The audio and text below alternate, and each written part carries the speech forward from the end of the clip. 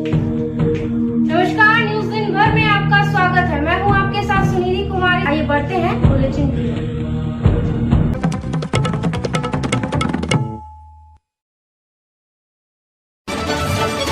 बिहार से 6 अपहरणकर्ता शशि कुमार सिंह, दिनेश कुमार, विकास कुमार सिंह, सुधीर प्रसाद, अनिल कुमार, आशुतोष कुमार मैथन पुलिस ने कल्याणपुरी के सूर्य निवास होटल से कुल्टी पुलिस स्टेशन के चौरंगी चौकी के सहयोग से गिरफ्तार कर लिया है।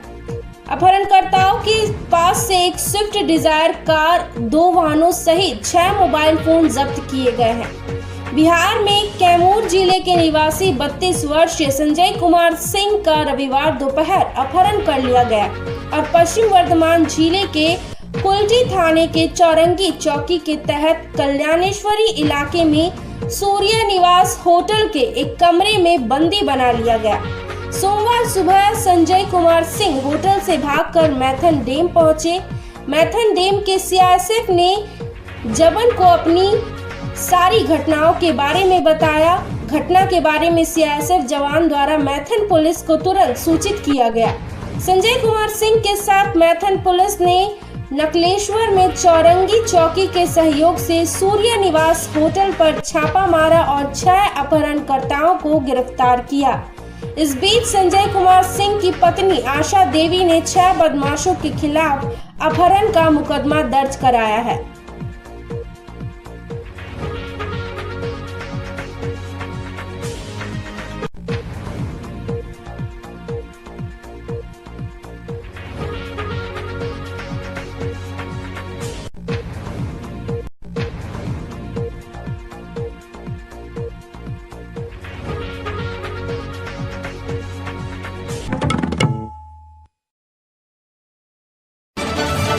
सोमवार के दिन पश्चिम वर्धमान जिला जय बांग्ला की तरफ से किताबों में खुदीराम बोस को क्रिमिनल बताया गया है।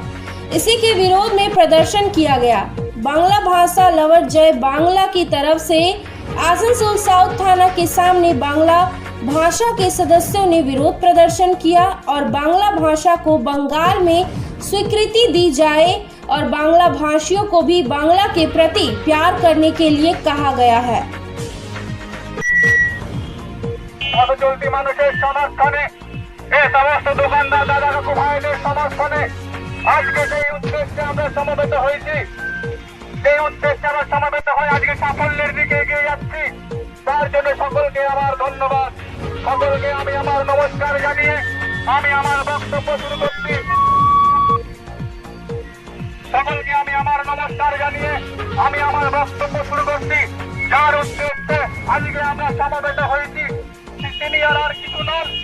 বলতে ভালো লাগবে, দুর্ভাগ্যের সঙ্গে আপনাদের জানাচ্ছি আগামী দিন আপনারা সকলেই জানেন, আগামী দিন একটি C5 এর মাধ্যমে লক্ষ্য করে শুনবেন। আগামী দিন C5 এর মাধ্যমে একটি ওয়েব সিরিজ রিলিজ হয়, অভয় টু যার নাম। এই ওয়েব সিরিজের মাধ্যমে 30 মিনিটের জন্য 30 মিনিট কয়েক সেকেন্ডের জন্য 30 মিনিটের মধ্যে কিছু সেকেন্ডের জন্য সেখানে ক্ষুদিরামকে আমাদের বাংলার বীর শহীদ, বাঙালির আবেগ, ভারতবর্ষের আবেগ, তিনি হাসতে হাসতে ফাঁসির মঞ্চে চেপেছিলেন, চেপে পড়েছিলেন বন্দে মাতরম। তিনি হাসতে হাসতে ব্রিটিশ সাম্রাজ্যবাদের বিরুদ্ধে রুখে দাঁড়িয়েছিলেন। তিনি হাসতে হাসতে গোটা ভারতবর্ষ জুড়ে বিপ্লব তৈরি করেছিলেন ওই ব্রিটিশ সাম্রাজ্যবাদের বিরুদ্ধে। আজ এই হরিয়ানার সাংসদ সুভাষ চন্দ্র গোয়েঙ্কা একটি ওয়েব সিরিজের মাধ্যমে রিলিজ করে এবং ক্ষুদিরাম বসুকে দাবি করে প্রকাশ্যে যে ক্ষুদিরাম বসু একজন ক্রিমিনাল। আমাদের দুর্ভাগ্য, এমন একজন সাংসদ আমাদের ভারতবর্ষের মধ্যে নির্বাচিত হয়েছে, এমন একজন সাংসদ ভারতবর্ষের মধ্যে নির্বাচিত হয়েছে তিনি বলে কিনা ভারতবর্ষের শহীদ, তিনি ব্রিটিশ সাম্রাজ্যবাদের বিরুদ্ধে রুখে দাঁড়িয়েছিলেন, তিনি এখন ক্রিমিনাল হয়ে গেলেন। ভাবতেও অবাক লাগে। আমাদের এখানে যারা উপস্থিত হয়েছেন তারাও অবাক হয়ে ভাববেন যে ভারতবর্ষে যিনি শহীদ হয়ে জন্মেছেন তাকে, ভারতবর্ষের মধ্যে যিনি শহীদ হয়ে জন্মেছেন তাকে ভারতবর্ষের মাটিতে বিজেপি কিছু লোকরা ক্রিমিনাল বলে দাবি করে। শুধু তাই নয়, বাঙালির উদ্দেশ্যে এটা এক প্রকার বাঙালির বিরুদ্ধে আক্রমণ। শুধু তাই নয়, এরকম অনেক ভাবে আপনারা আসামে লক্ষ্য করে দেখবেন, এনআরসির মাধ্যমে যারা আক্রান্ত হয়েছে প্রত্যেকে হিন্দু বাঙালি। আপনারা লক্ষ্য করে দেখবেন খেলাধুলা, শিল্পে, এমনকি সিনেমা জগতেও যদি কেউ আক্রান্ত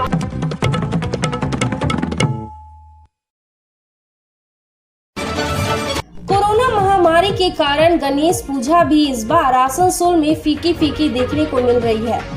आसनसोल कुमार टोली के कुम्हारों को पूजा एवं त्योहारों के मौके पर भी खाली हाथ बैठना पड़ रहा है।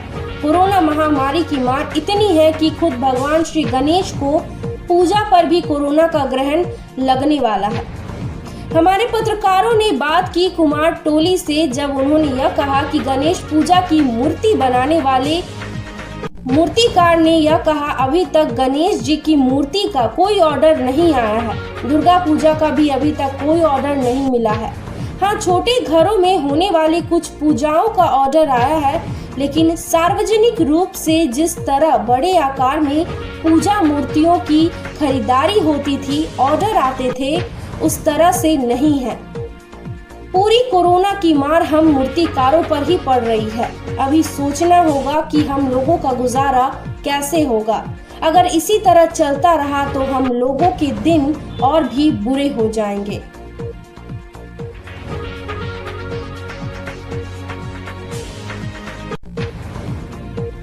দেখছেন কিভাবে পুজোটা যাবে? গণেশ পুজো যেভাবে আসে, দুদিন আগেই আছে, এখন বর্তমানে তো কিছু বোঝা যাচ্ছে না। মনসা পূজা টুকটাক করে যা কিছু হয়েছে, গণেশ পূজা অনেক কিছু বানানো হয়েছে, কিন্তু রঙও হয়ে গেছে। তো অর্ডারপত্র বিচারটা হয়েছে, কিন্তু গণেশের বাজারটাও ভালো নেই। বড় ঠাকুর কোনো পুজো হওয়ার মতো কোনো কিছু নেই। আর দুর্গা ঠাকুর এখনও কোনো অর্ডারপত্র আসে নাই। আর দুই একটা যদিও এসেছে, সেগুলি এই ছোটো ঠাকুর, মানে বাংলা ঠাকুর ঘরোয়া পূজা যেমনি হয় তেমনি অর্ডার হয়েছে।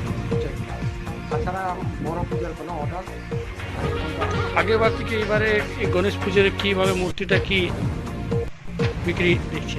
গেলবার যে গণেশ হয়েছিল, গেলবার অনেক বড় বড় গণেশ হয়েছে, পূজা হয়েছে। এবার বড় গণেশ কোনো পুজোই হবে না। যারা দুই চারটা যারা এসছে, ছোটো ঠাকুর বুক করেছে। কটা লাগার আপনি মূর্তিটা তৈরি করেছেন? কিভাবে একটা আশা রেখে বসেছেন? এখন তো আমাদের তো প্রতিবার বৈশাখ মাস থেকে কাজ স্টার্ট হয়। আমরা কোনো মাল বানিয়ে রেখে দিই, সিজন আসে যখন সংগ্রহ করে আমরা দিই। এবার তো সেই সমস্ত কাজ করা হয় নাই। যেহেতু যারা কর্মচারী কাজ করে তারা এবার আসে, তারা এবার ভয়ে কাজেই আসে। করোনার ভয়ে যারাও দুই একজন এসেছিলো তারাও বাড়ি চলে গেছে। সেই জন্য কাজ এখনও কিছুই হয়নি। আর আমরাও ভরসা করে বাড়াতে পারছি না যে অর্ডার হবে কি হবে না, তার তো কোনো ঠিক নেই। পূজা নাও হতে পারে। যারাও দুই একজন এসছে তারা বলছে আমরা একদমই ছোটো।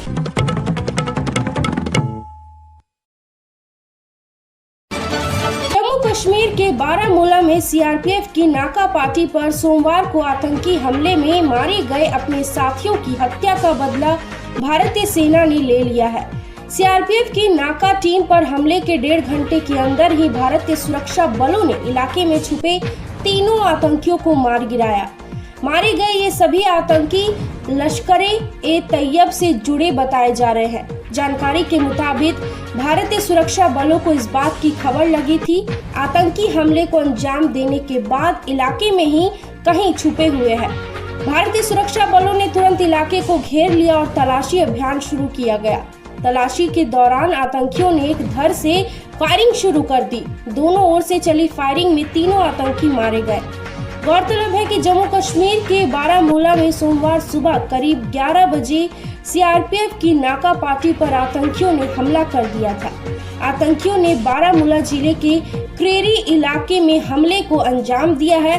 इस हमले में पुलिस के एक अफसर और 2 सीआरपीएफ के जवान शहीद हो गए हैं।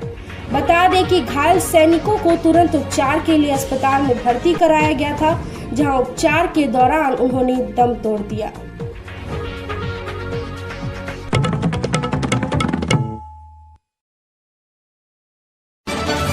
पूर्व राष्ट्रपति प्रणब मुखर्जी की हालत अब भी नाजुक बनी हुई है और वह जीवन रक्षक प्रणाली पर है। सेना के रिसर्च एंड रेफरल अस्पताल में सोमवार को यह जानकारी दी है।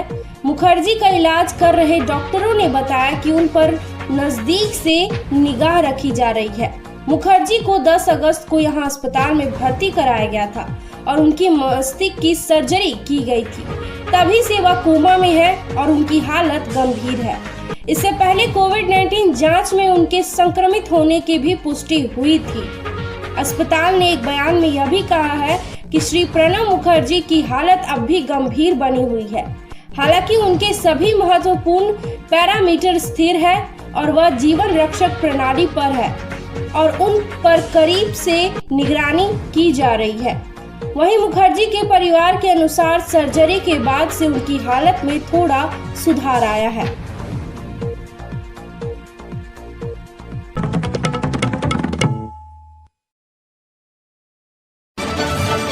स्वतंत्रता दिवस पर राजभवन में हुए समारोह में मुख्यमंत्री या उनके किसी अधिकारी के उपस्थित न होने पर राज्यपाल जगदीप धनखड़ ने ट्वीट पर पांडेश्वर के विधायक सह आसनसोल नगर निगम के मेयर जितेंद्र तिवारी ने रिप्लाई देकर हलचल मचा दी है।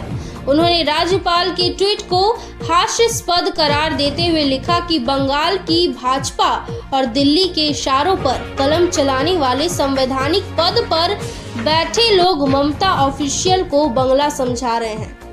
आपको मालूम हो कि शनिवार को राजभवन में आयोजित स्वतंत्रता दिवस समारोह में मुख्यमंत्री या उनको किसी भी अधिकारी के कार्यक्रम में उपस्थित नहीं होने पर राज्यपाल श्री धनखड़ ने ट्वीट कर कहा कि राजभवन में स्वतंत्रता दिवस समारोह के अवसर पर मुख्यमंत्री और उनके अधिकारियों की अनुपस्थिति ने बहुतों के साथ साथ मुझे भी हैरान कर दिया। हमें स्वतंत्रता सेनानियों के सम्मान में उठने की जरूरत है, जिन्होंने हमें लोकतंत्र और आजादी दिलाने के लिए अपना सब कुछ न्यौछावर कर दिया। अंत में उन्होंने लिखा कि यह देखकर मैं शब्दहीन हो गया हूँ।